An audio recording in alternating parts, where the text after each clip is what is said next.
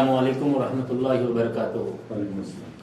आज यहाँ पर जमा होने का एक मकसद जो है, हमारी जो ट्रस्ट बनी हुई है Karnataka Muslim social and educational welfare trust, काफ़ी दिनों से जो है ये दिलों में फिक्र थी कि एक ट्रस्ट बनाएं और सब मिलकर जो भी माशरत के अंदर जो भी एजुकेशनल इंस्टीट्यूशंस में जितने भी प्रॉब्लम्स हो रहे हैं उसको कैसे रहबरी की जाए और कैसे उसमें जो अच्छाइयाँ हो रहे हैं उसको लोगों को दिखाया जाए, और जहाँ पे भी जो भी तकलीफात हो रहे हैं उसको कैसे पकड़ा जाए और उसके ऊपर कैसे अमल किया जाए। इसके लिए हमने एक गौरव फिक्र कर पूरे हम 8 अफराद मिलकर जो है एक ट्रस्ट फॉर्म करें, जिसमें हमारे सैयद हामिद हसन साहब, खुर्शीद भाई, मुदस्सिर अली खान, कलीमुल्ला, मोहम्मद वलीउल्लाह और मैं मोहम्मद तौसीफ, मोहम्मद सादिक और मुज़क्किर अली खान, ये सब मिलकर जो है फिक्र की। काफ़ी महीनों से इसकी फिक्र चल रही थी। जैसे हमारे को ये रिफाउल मुस्लिमीन एजुकेशनल ट्रस्ट का जो घपला सामने आया, उसको देखते हुए हम लोगों को इतनी बेचैनी बढ़ी कि भाई इसके लिए कुछ ना कुछ किया जाए। काफी उम्मत के अंदर सब लोग इसकी फिक्र रखते हुए काफी प्रोटेस्ट हुए, लोग रोड पे उतरे, इसके बावजूद भी नतीजा नहीं मिला। जबकि हमारे को पता चला कि लीगली जब तक हम लोग इसके ऊपर काम नहीं करेंगे कुछ भी फायदा नहीं होगा। तो हमने मुदस्सिर अली खान से राबिता किया और सारे ट्रस्टीज मिलकर फिक्र करें। उसके बाद हम लोग जो है Karnataka Muslim educational welfare trust बनाने का तय किया गया, जिसके तहत हम लोग लीगली क्या क्या करना है, जो भी मामलात हुए हैं उसको कैसे हैंडल करें, इसके लिए हम लोग सब मिलकर एक ट्रस्ट बना के काम कर रहे हैं। इंशाल्लाह हमारे हामिद हसन साहब जो कि इस ट्रस्ट के प्रेसिडेंट हैं, वो आपको तफसीलात देंगे और उसके बाद जो लीगल प्रोसीडिंग्स हैं वो हमारे मुदस्सिर अली खान जो एडवोकेट हैं वो भी आपके सामने सारी चीजें रखेंगे इंशाल्लाह। शुक्रिया। अस्सलामु अलैकुम वरहमतुल्लाहि वबरकातुहू। सबसे पहले सब लोगों को, यानी पिछले 2-3 दिनों में हमने नए वीडियोस देखे इसके बारे में, और सब लोगों का अपना अपना एक नज़रिया है, अपना अपना एक अंडरस्टैंडिंग है, लेकिन हम लोग जो है फैक्ट्स एंड फिगर्स हम सामने लाना चाहते हैं आवाम के सामने। हम लोग जो हैं ऐसे सवालात भी रखेंगे जिसका जवाब भी है और हम लोग जवाब तलब भी करना चाहते हैं। तो सबसे पहले आप लोगों को शायद आप लोगों को पता है कि रिफाउल मुस्लिमीन पहले सोसाइटी थी, उसके बाद जो है ट्रस्ट फॉर्मेशन हुआ। That itself is an illegal act, क्योंकि एक सोसाइटी को ट्रस्ट में कन्वर्ट करना is an itself is an illegal act as per the sub registration के जो लॉज हैं उसके तहत। उसके बारे में तफसील से मुदस्सिर साहब बात करेंगे आपको फ्यूचर में।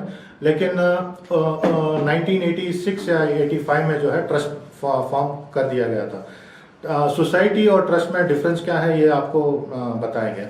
और 1992 में डेंटल कॉलेज का एस्टैब्लिशमेंट हुआ था, तो और रिकग्नाइजेशन भी मिला, और अल्हम्दुलिल्लाह आप सब जानते हैं कि डेंटल कॉलेज जो है बहुत यानी फुल फ्लेज में चल रहा था।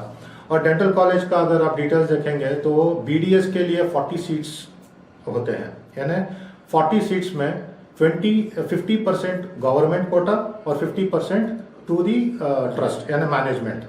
तो यानी इसका मतलब क्या है कि 20 सीटें जो हैं वो गवर्नमेंट जो क्वालिफाइड होके जो बच्चे आते हैं, लेकिन उनको जो है फीस भरना पड़ेगा एज पर दी गवर्नमेंट नॉर्म्स। लेकिन जो 20 सीटें होती हैं तो वो मैनेजमेंट जो है अपने हिसाब से डोनेशंस कलेक्ट करते थे और उसको जो है सीट्स वगैरह बच्चों को देते थे। तो 1992 में एस्टैब्लिशमेंट हुआ। अब आप देखिए तो इवेंट्स ऑफ मैं बता रहा हूँ, एंड फ्रॉम 1992 टिल डेट, यानी चलो 2 साल 3 साल का अगर हमना जो इन्फॉर्मेशन है उसमें जो है थोड़ा सा प्रॉब्लम आया, तब तक भी जो है फुल जा रहा था।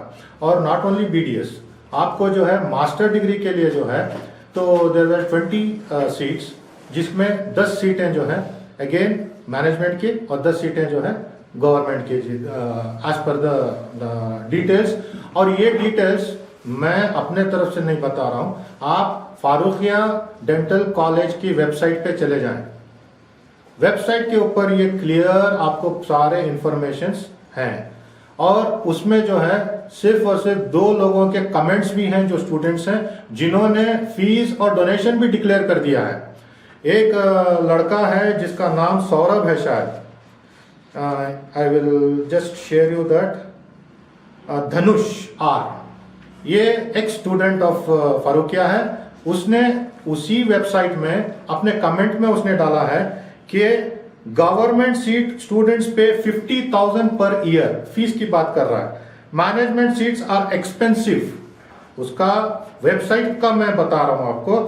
And when I joined it was 14 lakhs when I joined, है ना, वो जब जमा हुआ था।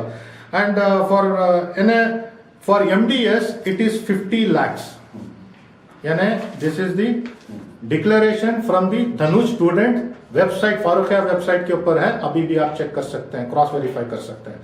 और इसके हिसाब से अगर देखा जाए 2005 में ताज मोहम्मद खान साहब जो ऑनरेबल सेक्रेटरी हैं, उन्होंने एक बोर्ड मीटिंग बुलाई जहां पे सारे मेंबरान हाजिर हुए और उन्होंने रिक्वेस्ट किया कि ऑपरेशनल प्रॉब्लम्स होने की वजह से he took the permission to go for a loan of 50 lakhs. और this was confirmed by few of the members, जिन्होंने इसके गवाह भी हैं। और जब 2005 में उन्होंने एक रेजोल्यूशन पास किया और अपने नाम से जो है ऑथराइजेशन ले लिया from all the members, and he is the single signatory authority. जबकि होना चाहिए as per the bylaws of any trust, अगर आप कोई भी ट्रस्ट फॉर्म करते हैं तो सिंगल सिग्नेटरी अप्रूव नहीं होता है। ये मुदस्सिर साहब जो है लीगली उसको, एंड एटलीस्ट जॉइंट सिग्नेटरी होना चाहिए। करंट अकाउंट कैनरा बैंक में तिलक नगर ब्रांच में आप देखेंगे तो सिर्फ ताज मोहम्मद खान का सिग्नेचर चलता है। तो ट्रांजैक्शंस जो जब एक सिग्नेटरी होता है, विदाउट दैट सिग्नेचर जो है आप स्टेटमेंट भी अवेल नहीं कर सकते। No members also can not, they are not authorized until and unless authorized signature जो है वो उनको ऑथराइज करे। तो इसमें सिंगल सिग्नेटरी हो गया। और 2005 में उन्होंने जब ये बोर्ड के सामने रखा तो board give them the members give them the permission कि भाई आप लोन ले सकते हैं। As per the facts 2007 and 8 financial year की बात कर रहा हूं मैं, जैसा फाइनेंशियल ईयर का ऑडिटिंग होता है उसके हिसाब से he has taken a loan of 95 lakhs। पहले उन्होंने 95 lakhs उन्होंने प्रोक्योर किया। एंड अगेन 2008 और 2009 में he has taken 5 crore rupees। और फिर following year 2010 and 11 he has taken 3 crore rupees as a loan। यानी total sum of loan amount जो है 8 करोड़ 90 पर 5 लाख, यानी 8 करोड़ 95 लाख रुपीस लोन। अच्छा, यहां पे सब लोग लोन की बात करते हैं, लेकिन एक चीज भूल जाते हैं कि लोन लेने के लिए nationalized bank specially it is difficult rather than the private banks. Nationalized banks में जाएंगे तो प्रोसेस और procedure documentation as very strict rules, जिनको उन्होंने RBI गाइडलाइंस के हिसाब से उनको फॉलो करना पड़ता है। एंड फर्स्ट ऑफ ऑल इन्होंने जो उस टाइम पे उन्होंने जो कोलैटरल दिया था, this loan is a secured loan. जब सिक्योर्ड लोन लेते हैं तो आपको कोलैटरल देना पड़ता है। इन्होंने पहले मरहले में यानी 2010 में जब इन्होंने कोलैटरल दिया था वो ईदगाह मैदान था।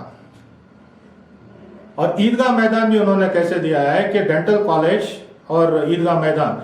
और अगर आप देखेंगे तो वक्फ बोर्ड ने रिफा अल मुस्लिमीन को, एजुकेशनल ट्रस्ट को 99 इयर्स लीज पे दिया हुआ है फॉर 2 एकड़ उन्होंने टोटल दिया है। यानी उसमें अगर आप देखेंगे तो फारूकिया हाई स्कूल है, फारूकिया लैब टेक्नीशियन कॉलेज है, फार्मेसी कॉलेज, सारे बिल्डिंग ASS। सो 2 एकड़ वक्फ बोर्ड के हिसाब से उन्होंने लीज दिया है to develop into educational institute and help the community children to prevail the facilities. लेकिन इन्होंने as a leased property for 99 years, how come he got the loan approved? That is question number 1। ये हमारा सवाल है।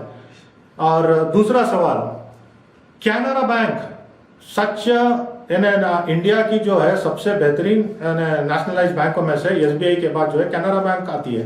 And how come the Canara bank has overlooked this legally lease property पे किसी भी किस्म से जो है लोन अप्रूव नहीं कर सकते, इन्होंने किया है, and that too knowingly that it is a Waqf board. What documentation until and unless इसमें डॉक्यूमेंटेशंस का कुछ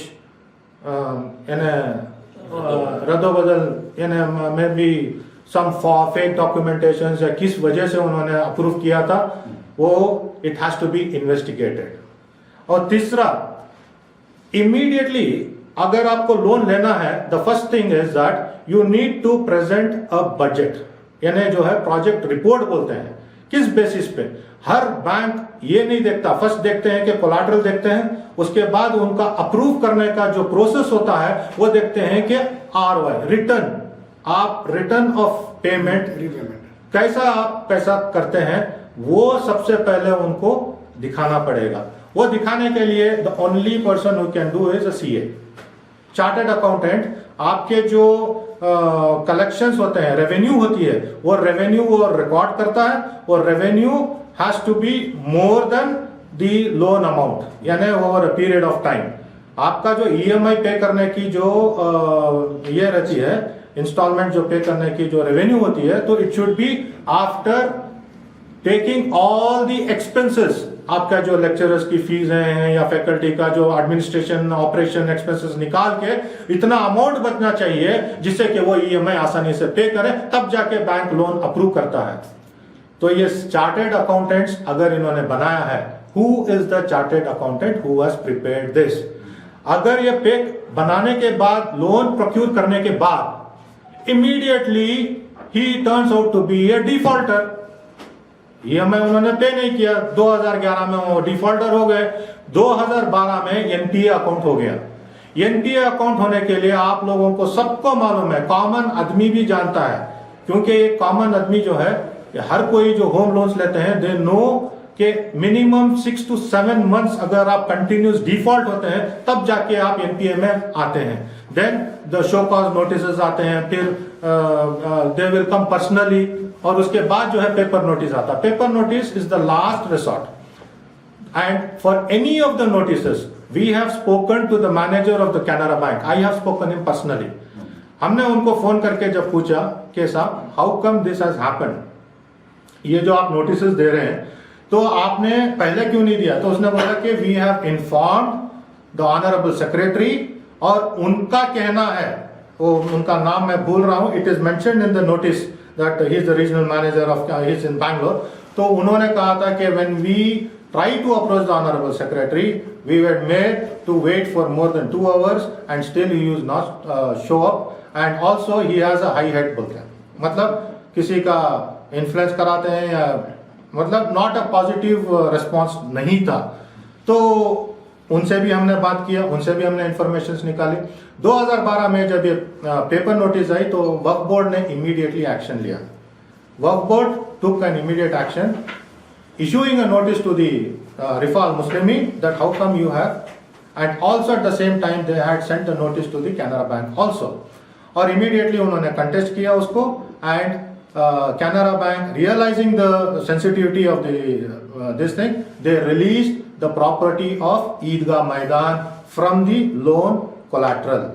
ये क्लियर मैं आपको कर देता हूं। बहुत लोग जो हैं हमारे वो जो वीडियोस वायरल हो रहे हैं उसमें भी ये कहा जाता है कि ईदगाह मैदान।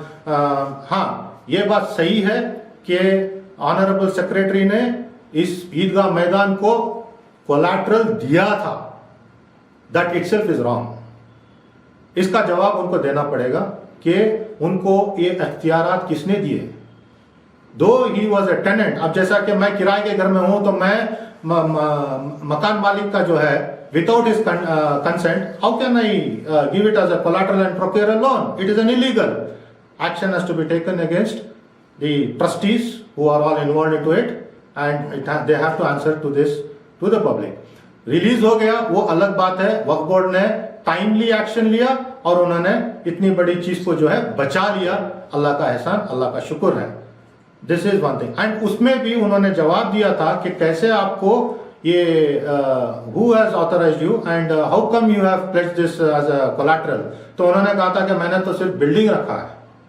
सो आप उसका अंदाजा लगा सकते हैं कि उनका जवाब देने का तरीका and how illogical he is. तो ये जो है 2012 की बात कर रहा हूं। लेकिन आप यहाँ पे एक और पॉइंट देखिए, तो उसके बजाय इन्होंने दूसरी 2 प्रॉपर्टीज इन्होंने कोलैटरल दी।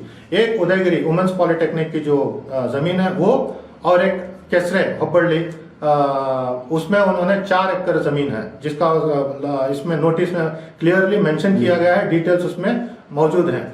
तो अब पता चला ये 2 दिन पहले हमारे एमएलए तनवीर सेठ साहब ने ये डिस्क्लोज किया कि ये जो है अंदेशावली की जो है ये प्रॉपर्टी है। जब इसके जो आरटीआई डॉक्यूमेंटेशंस हैं, जो सुबह में हमारे शौकत साहब उन्होंने आरटीआई डॉक्यूमेंट्स उन्होंने दिखाए, और वो डॉक्यूमेंट्स के तहत ये पता चलता है कि 1989 जब ये जो this land was belonging to Andeshawali का जो है उसके हिस्से में आया था कॉर्पोरेशन। और जब ये सीएस साइट को जो अलोकेट किया गया था, at that time they took the position of this and they requested Rifa Al Muslim trust को कि भाई इसको आप ले लें, लेकिन उसको कॉम्पनसेट करें either in form of money or in form of land equivalent to the value.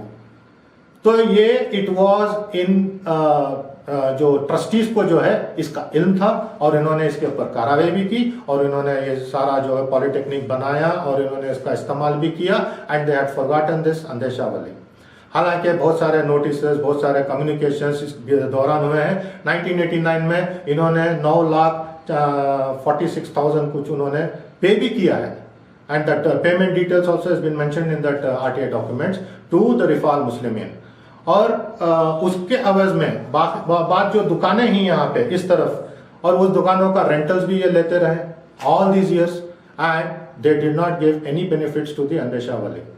अब जाके तब जब इन्होंने रियलाइज किया, वक्फ बोर्ड ने इन्होंने फाइट आउट किया, एंड 2018 में शायद ये वापस रजिस्ट्रेशन हुआ अंदेशावली के नाम से। और हमारा यहाँ सवाल है, जब आपको पहले से ही पता है ट्रस्टीज को और स्पेशली ऑनरेबल सेक्रेटरी को, क्योंकि सारा कम्युनिकेशन जो है वक्फ बोर्ड से जो है it has been address to the honourable secretary के नाम से ही है। जब तुमको ये सारा information you were aware of that 2009 में, 2008 में और 2010 में जब आप लोन लेते हैं, तो how can you again give this property as a collateral? This is a question to be raised. एक तो ईदगाह का देके आपने गलती की, फिर जब वो रिलीज हुई दोबारा आपने वही गलती की कि मुसलमानों की प्रॉपर्टी, एक कम्युनिटी की प्रॉपर्टी, एक वक्फ की प्रॉपर्टी, आप कैसे उसको कोलैटरल देते हैं? And the same question, my question to Canara bank is, how come you have taken this property as a collateral without a clear? और मुझे ये भी पता चला है कि they have somehow they have got the title deed from the मुडा। CS के लिए टाइटल डीड नहीं होती, and that has to be proved। हमारे मुदस्सिर साहब उसके बारे में डिटेल बात करेंगे। तो हमारा ये क्वेश्चन, हमारा ये सवाल है, हमने सबसे पहले जब ये नोटिस आई तो हमने सबसे पहला काम हमने ताज मोहम्मद साहब को फोन किया था, सर ये जो चीज आई है, ये जो कर्जा है, एंड नाउ आपने लिया था 9 crore rupees and now it is 33 crore rupees, तो आप कैसे इसको हल करेंगे? तो उन्होंने, उनका जवाब मैं आपको बताता हूं, एंड दिस इज, अगर ताज मोहम्मद खान सुन रहे हैं तो उनको मालूम है कि उन्होंने क्या जवाब दिया था। उन्होंने कहा था कि इदारा कर्जा लिया है, इदारा वापस करेगा, तुम कौन होते हो? तो मैंने उनको बताया कि ये आप इदारा जो है भले ही प्राइवेट ट्रस्ट होगा, लेकिन but this trust was form by late Alhaj Aziz Seth Sahab for the welfare of the community. You should not forget that. उन्होंने इसलिए कायम किया था ताकि कौम के बच्चे को जो है एजुकेशन सस्ते में और फ्री में हासिल हो। That was his intention and that is how it has come into existence. और आपको एक बात बताता हूं कि there are many institutions, 17 institutions इससे जुड़े हुए हैं, और 17 इंस्टीट्यूशंस में many institutions are government aided. जैसे फारूक हाई स्कूल है, जैसे आज टीचर्स रिटायर्ड होते हैं तो उनका जो पेंशन भी जो आता है it is from the government aided. तो आपको बाहर से फंड्स भी आते थे, और one of the board member has accepted that के इस्लामिक डेवलपमेंट बैंक जो है उन्होंने फारूका डेंटल कॉलेज को एस्टैब्लिश करने के लिए yes and they have given 40 lakh rupees उन्होंने दिया था, कंट्रीब्यूट डोनेशन के हिसाब से किया था। एंड आप सब जानते हैं कि फॉरेन ट्रिप्स होते थे ईयरली, सालाना फंड्स के लिए, एवरीबडी इज अवेयर ऑफ, लेकिन किसी के पास कोई हिसाब नहीं है। अगर ये कौम की खिदमत है, अगर ये कौम के लिए कर रहे हैं तो, एंड मेनी स्टूडेंट्स, आप मुझे बताएं कि आप प्रेस वाले हैं, मैं आप पूरे अवाम को पूछना चाहता हूं कि कौन से बच्चे हैं जिन्होंने फारूकिया इंस्टीट्यूट से फ्री एजुकेशन हासिल की। एवरीबडी इज पेइंग डोनेशंस, और ज्यादातर बच्चे जो हैं वहां पे केरला एंड आउटसाइड स्टेट्स आते हैं, उनको तरजीह दी जाती है because they are paying more donations. That is the status of the institutions. तो that is our question now. अगर आपने लोन अगर लिया था, अगर आप रीपेमेंट का अगर आपका प्लान था, व्हाई डिड इट फेल? 2011 में आप अगर एनपीए हो गए थे तो आपने मीटिंग क्यों नहीं बुलाई? किसी भी मेंबर से आप जाके पूछ लीजिए, उन्होंने कहा कि 2005 में जब मीटिंग हुई थी उसके बाद पता है कब? Can you guess when is the next meeting was called for board meeting? 2012 October. कब? जब ये नोटिस सर्व हुई तब। फिर उन्होंने बोर्ड के सामने उन्होंने कहा कि 50 लाख रुपए इंतजाम कर दे ताकि मैं एनपीए से बाहर आ जाऊं, and 50 lakh rupees was arranged and he came out of the NPA. उन्होंने पे किया, एनपीए से बाहर आए। Who arranged this amount? All the members हैं, उन्होंने बताया कि हम लोगों ने अरेंज किया था, हम लोगों ने हेल्प किया एंड एनपीए से बाहर आए। फिर again the first Canara bank notice was issued on 30/9/2011 with the demand of immediate payment of 10 crores 7 lakhs का। उसके बाद उन्होंने 50 लाख रुपए उन्होंने पे करने के बाद ही came out of NPA. Again 2011 से लेके 2014 तक there was no meeting at all, यानी फिर there was no this thing, 3 साल का गैप रहा। So this was his way of working. अगर हमने मेंबर्स को पूछते हैं तो आपने सवाल क्यों नहीं उठाया, तो बोलते हैं कि हम जब भी सवाल उठाते थे, क्या जी करती, तुम्हें पूछती, मैं वो जवाब देता हूं, तुम्हें क्या तुम्हें करने होता। And this is what this words were by the other members.